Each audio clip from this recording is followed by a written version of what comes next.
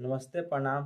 हम आप सबके छोट भाई सुजीत कुमार और हमरा आशा और पूर्ण विश्वास बा कि आप सभी लोग मस्त और स्वस्थ जरूर होम जा।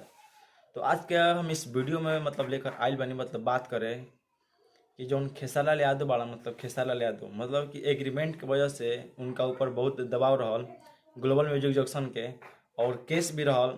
तो केस के झेलते हुए लड़ाई करते हुए कि बहुत सारा प्रॉब्लम के झेल पैलन। तो जेवना के कारण बस खेसारी यादव के जो गाना रहे ओकरा कि रिस्पॉन्स कि उनकर बहुत खराब रहल और गाना आवत भी रहे तो उनकर गाना के ब्लॉक मार देवल जाते रहे और साथ ही साथ डिलीट मार देवल जाते रहे।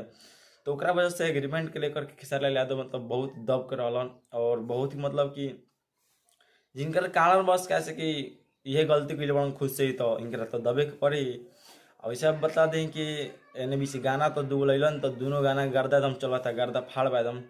सबसे खुशी की बात ई बा कि बोलल जाला कि अंत में जेकर भाला होला तो ओकर सब भाला वाला बा। हाँ भाई देखो जेकर ऊपर वाला ना बिगड़ियन तो ओकर लोग ना बिगाड़ सकेला, ई तो बात सही बा। ऐसे बता दी खेसारी यादव के जो कल गाना ही रहे मुर्गा ह असली आ तहार रही तसली। हाँ दोस्त, तो बहुत ही गाना कि बहिमा लागता तनी सुन के तनी तनी कुछ खास गाना नहीं लेकिन फिर भी कि गाना उनका अनुसार ठीक ही बा। कैसे कि वो गाना जो अनुसार गावल उनकरा खातिर गाना ठीक ही बा।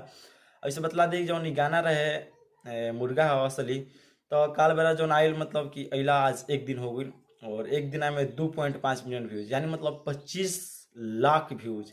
सोची एक दिना में 25 लाख व्यूज बनावल बहुत ही मुमकिन बा। कैसे कि हर एक कोई के पॉसिबल नहीं कि बना पाओ। और इतना ही नहीं कि खुशी के और बात बा कि गाना तो अभी ट्रेंडिंग भला ही बा आ साथ साथ टीजर भी ट्रेंडिंग में चलता। देखो अब बतला दे रहा सबके कि जो टीजर आई रहे टीजर वो पूरा यूट्यूब पर जो नाव होला ट्रेंडिंग में नाव पर नंबर 1 पे चलता। आ जो गाना बा वो म्यूजिक के मामला में 5 नंबर पर टॉप पर चलता। अब सोचिए गाना ट्रेंडिंग दोनों साथ साथ चलता। तो वे बोला जाला कि कि पहले हम कुछ ना मार पाएनी तीर ना मार पाएनी तो लास्ट में तीर मारे से कुछ होखे वाला नहीं खे। कि अब ट्रेंडिंग में ला के भी क्या कर सकेला। कैसे कि 2023 के लिस्ट में तार नामे नहीं आए 100 मिलियन में ना एको गाना बा ना कुछ बा। छोट छोट सिंगर टुनटुन लाल यादव शिवानी सिंह नीलकमल सिंह तरह से आगे अगलन। तो खेसारी यादव तू अब कौना नाम के बाड़ो कौना नाम के ट्रेंडिंग स्टार कि ट्रेंडिंग स्टार से काला से खाली नहीं होकर कि एगो दूगो गाना ला दिल पूरा हिट कर गए वो कोनो नहीं है। ये देखो पवन सिंह के 5-6 गो गाना ट्रेंडिंग में आज तक पूरा रिकॉर्ड बा पूरा हिंदुस्तान में नाम बाटे।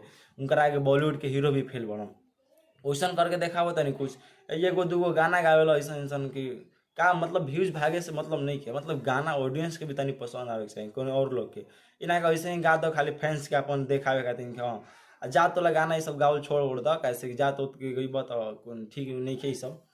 वैसे आप लोग कि गाना सुननी जा मुर्गा हवा सदी क्वेश्चन लागल क्वेश्चन ना कमेंट में बताई जा।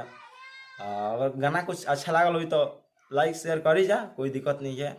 बाकी हमारे वीडियो के भी लाइक जरूर कर जाएगा। लाइक ना कर जाए खाली वीडियो तो देख के भाग जाए लाइक करके तनी चैनल के सब्सक्राइब करके अब बेल आइकन को प्रेस कर लेगा कैसे कि सब नोटिफिकेशन सबसे पहले गिरी कैसे कोनो वीडियो बनाई तो और दोस्त के पास शेयर जरूर करेगा।